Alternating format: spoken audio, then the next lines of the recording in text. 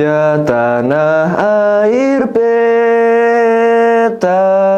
pusaka abadi nan jaya. Indonesia sejak dulu kala tetap dipuja-puja bangsa.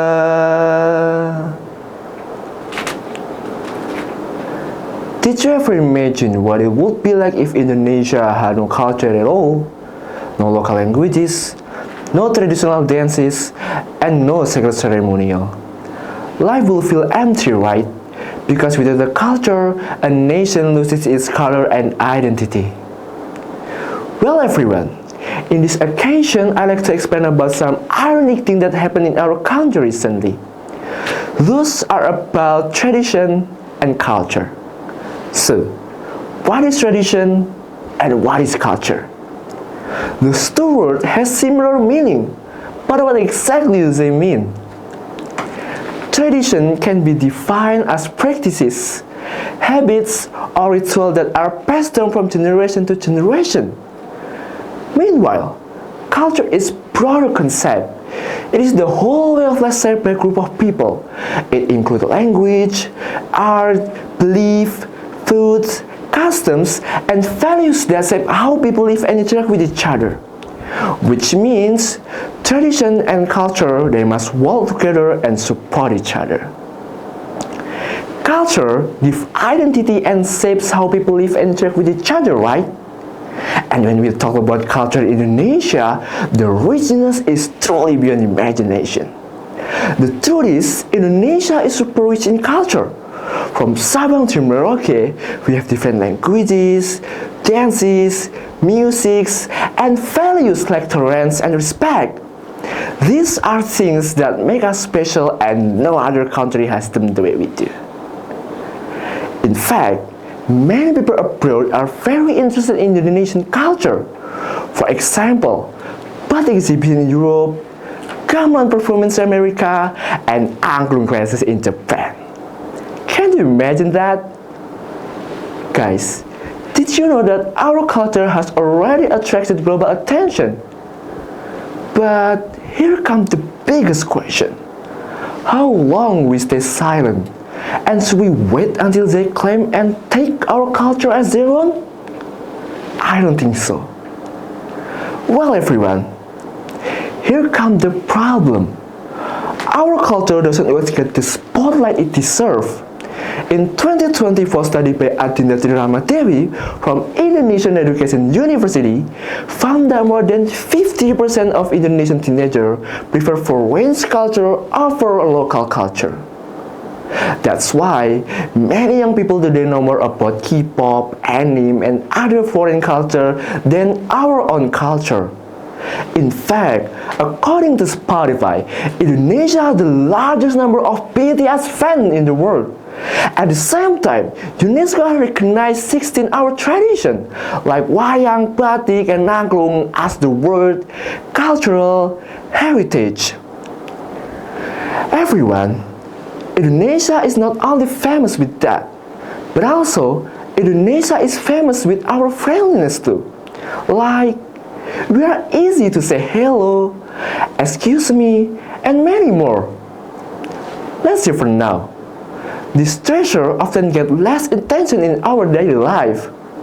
So, how can we say about this phenomenon? It's truly ironic. Honestly, this is quite worrying. If our young generation grows up loving foreign culture over than their own, then who will protect and continue our tradition? We can appreciate global culture, of course, but it should not make us forget our roots, right? Because once our culture is ignored, it becomes easier to be forgotten. And once it is forgotten, it might be lost forever. So, how can we face this challenge?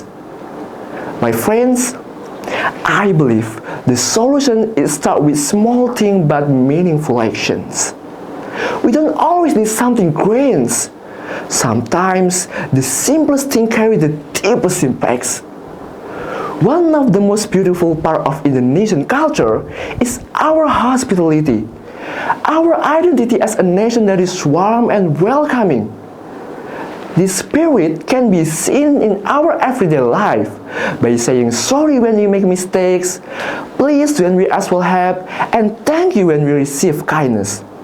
These three words not just a manner, they are a reflection of who we are as Indonesians: humble, respectful, and caring. Besides showing our hospitality, we also need to cultivate our tradition directly. By practicing traditional dances, learning and using local languages, preserving traditional musics, and even participating in cultural ceremonies or festivals. This action will make our culture alive in daily life, not just stored in books. Schools can hold competitions, communities can organize cultural events, and young people can share our culture through their social medias in creative ways.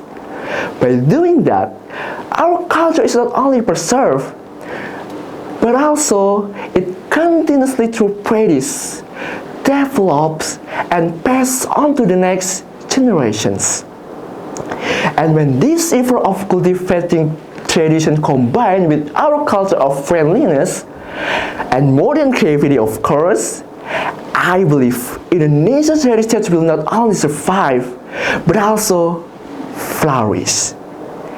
It will not be something that fades into history, but something that continuously to live, breathe, and inspire.